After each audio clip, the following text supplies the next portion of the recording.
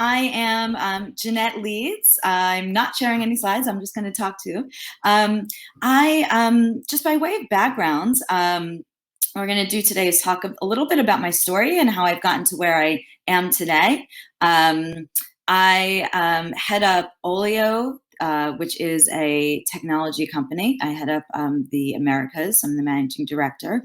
And Oleeo is a recruiting enablement platform. And we focus a lot on diversity and automation and AI. But I'm not here really to talk about Oleeo. I'm really here to talk about my journey from really Wall Street to technology and how I've gotten to where I am today. And so a lot of times, people ask me the question, well, how did you, make the jump? So first, just quickly, I spent a large chunk of my career at Lehman Brothers before they went under, and then I ended up at Credit Suisse, and then again made a very big career change from a recruiting practitioner over to Oleeo and technology. And so I get the question a lot of, well, Jeanette, like, how did you make that jump? That's a really big change. You went from, being in HR to being in a revenue generation role, and ultimately, moving from the first employee in your region to running the entire region that makes up 40% revenue for company. Like, how did that happen? So I've been thinking about it, and one of the big lessons as I think back through my career, how I've gotten today, and some of the best things I've done have all been based in what I would say first lesson, which is don't let fear get in the way of taking risks. And that to me has been something that's been, really, really key. Don't be afraid of taking risks. And so let me tell you a story about that and how that's really, resonated in my life. So I knew I always wanted to do something entrepreneurial. I was at Wall Street. I was at Credit Suisse. I was in a global role in campus recruiting. I had a 1-year-old and a 3-year-old. When I was my daughter was 4 months old, I was asked right after I got back from maternity leave to fly to India. I'm based in New York. And I knew at the time, how am I going to try and be a mom and be around for my kids, but also like have my career and do what I, really like to do. And then that was always something that's been really important to me. And it was one of those things where, I'm like, well, how do I sort of make my life work? I spent, up until that point, really my entire career on Wall Street. This is what I knew how to be in campus recruiting, all this. And what was interesting was I started having conversations with the CEO of Oleeo, where I work now. And at this point, I'd known him from my days when I was at Lehman and Credit Suisse. We had put in the Oleeo system twice, had gotten to know not just him, but his team. I knew the product. I had always done lots of reference calls and events and whatnot. And Charles and I started talking. And he said to me, he was like, why don't you just come work for me? And at the time, we just had people at Oleeo in London. And I'm in New York. He's like, why don't you come work for me? Let's like, so much, like this could be really great. And I sat there and I, really thought about it, and it was scary. It was a scary proposition, but yet like really exciting. And I thought about, well, I've always wanted to do something entrepreneurial. This is so different. This is like, I'd be responsible for revenue. This is really where the rubber meets the road. And I said to myself, you know what? Not why not, but what I said was, I'm tired of being afraid and not doing things that I might want to do because I'm scared. I'm afraid. And I thought to myself, what's the worst thing that could happen? And literally, I thought to me, what's the worst thing? I leave, I go, I work for Oleeo, I try and, expand out the region. It's a disaster. What's the worst thing? It's a disaster. I have a life lesson. And I figured, well, I can always go back and doing, what I was doing on Wall Street. I figured that's always an option. And once I sort of got past that, what's the worst that can happen and thought through it, I was like, okay, like let's do this. And it was the riskiest but absolutely best career move I ever could have made. And it was because I just like, said, I'm tired of being afraid. And if I look back at other moments, when I had that confidence in myself and saying, hey, what's worse can happen? Like, I'm not going to be afraid. Let me just do this. It's been the best outcome. So that would be really, as I think about it, like one of the best lessons I can say, as you're thinking about your career or really just life in general, is, what's the worst that can happen? Don't be afraid, just sort of go and embrace things, and you'll be surprised. So my next, I feel like aha moment and lesson came sort of earlier in my career. And the lesson is ask for what you want, which is hard at times. So let me tell you a story about that. So I was at Lehman Brothers. So this is going back many years since Lehman went under in 2008, which is a whole other story for another day of how to survive when your company goes bankrupt and you might be on your last 2 weeks of maternity leave, but that's another story. So when I was at Lehman, I made the assumption that I was going to be put up for a title promotion. And not a functional promotion, but like it was a title. And, a lot of times people would be like, if you were in a role for so many years, you would just, I assumed very naively, by the way, that, oh, okay, so many years I'm going to get, put up for a VP title. Didn't say anything to anyone. And when promotion titles came out, I didn't get it.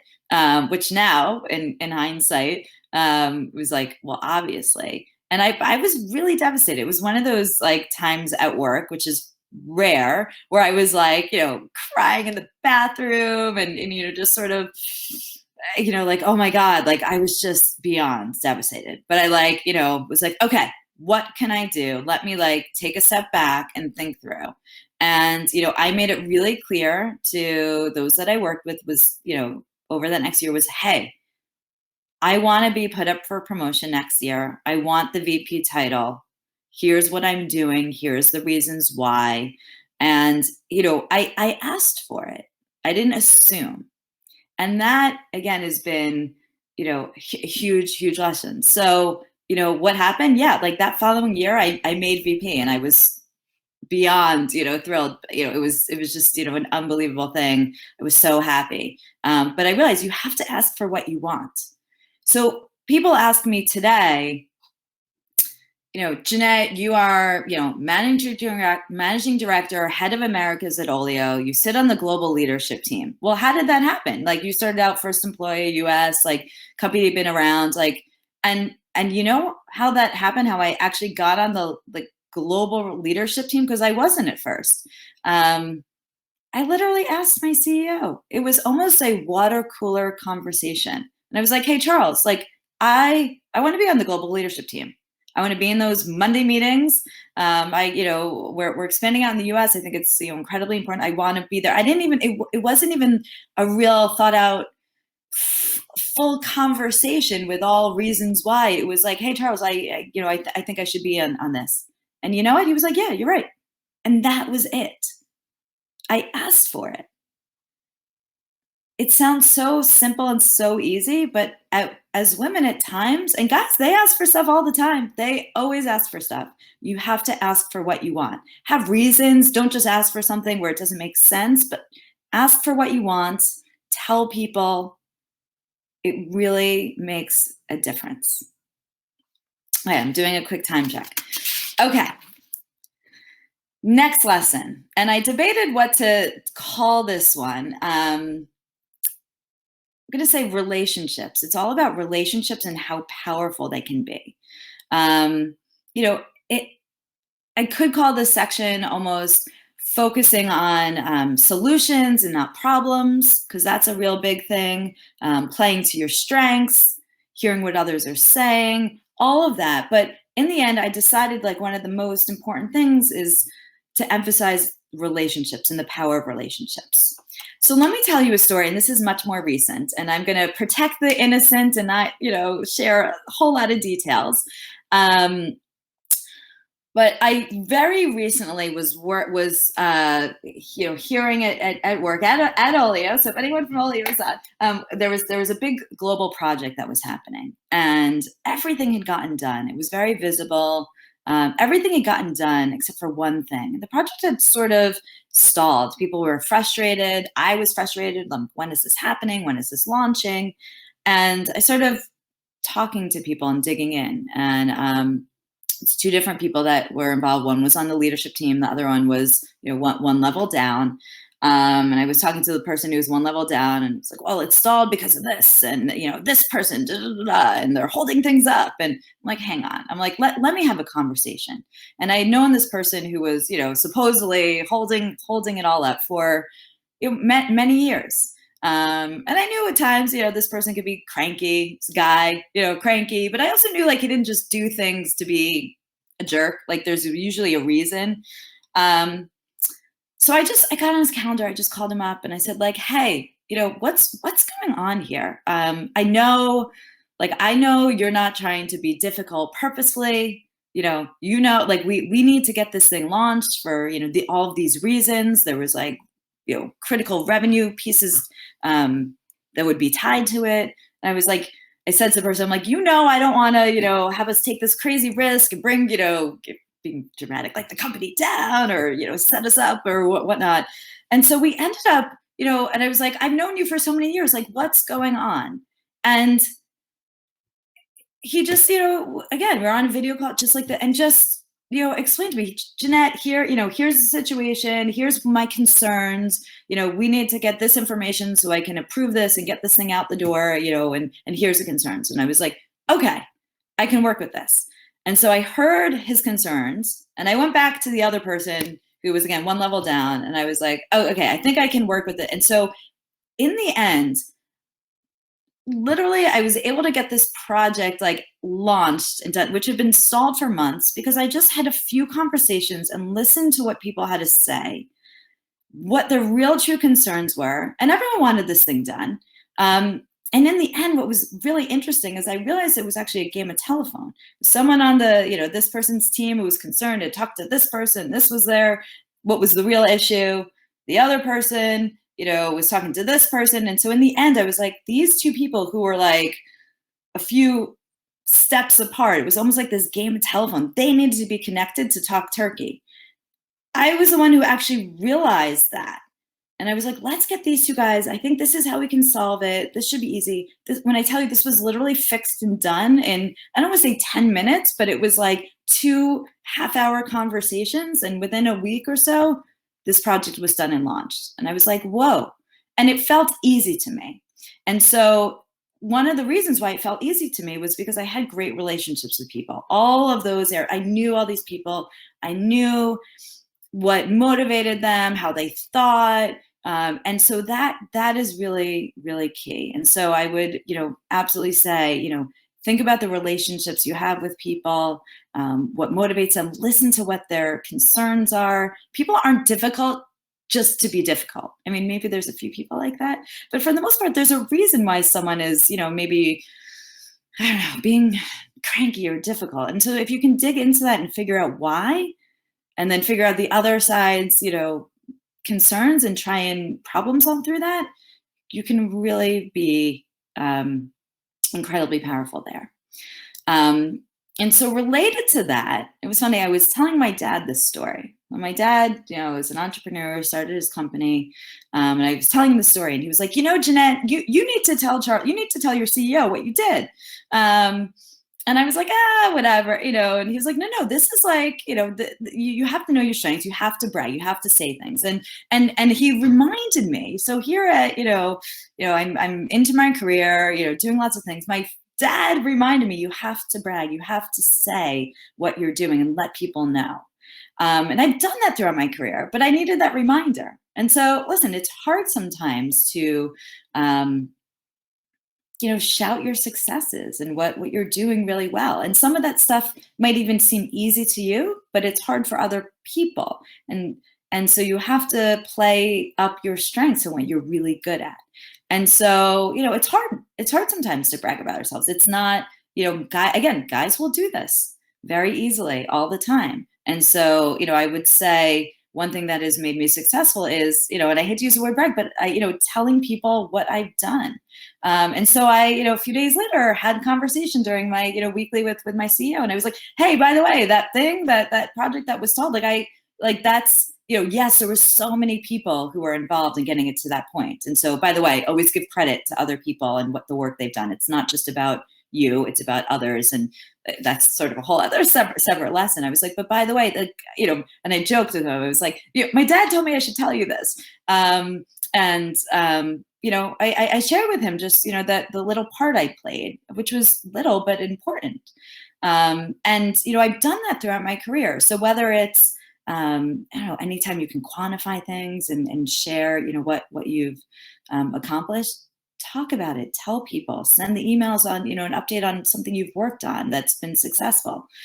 Whatever it is, that's really a big thing as well. So I know I'm at like the very tail end of my time. I maybe have, time for one question or two. But what I would say is, I'm on LinkedIn, I'm on Twitter. I love connecting with people, talking about things that I've done, hearing what other people have accomplished, and just, working together. I feel like if we're all here for each other, it's been a crazy year. So please don't hesitate to reach out to me and tweet, LinkedIn, whatever. And so with that, if anyone has questions, I guess type it into the Q&A, and I'll try and answer in the 2 minutes. I know that we have a hard stop in 2 minutes.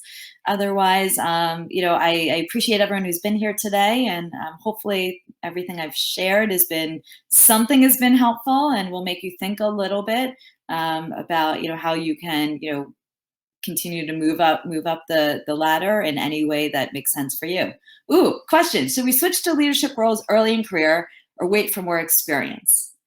That's a great question. So what I would say, there's a huge benefit to making some lateral moves and getting experience in a variety of areas. At the same time, if there's an opportunity to put yourself in a leadership role, in a manager role, don't be afraid of that. And taking that stretch assignment, don't be afraid. You'll figure that out. So I'm sort of saying both. I think both. For me, my first leadership role was actually managing my former team, which was sort of an interesting piece there.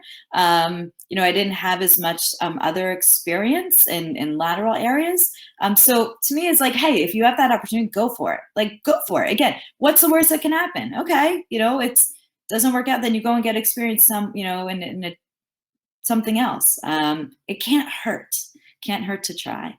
That sort of has been, let's not be afraid, just sort of embrace it. And listen, stuff is scary. That's okay. It's okay to be scared. Like, the guys are scared. They just don't talk about it. So just go for it. So, I will leave you with that. It was a really good question. I hope everyone has enjoyed the conference. I think it's been incredible. I've learned a lot. And, again, connect with me. It's Jeanette Leeds. It's spelled with 2 E's on the Leeds, and you can find me online. So thanks, everyone, and enjoy the rest of the day. Take care.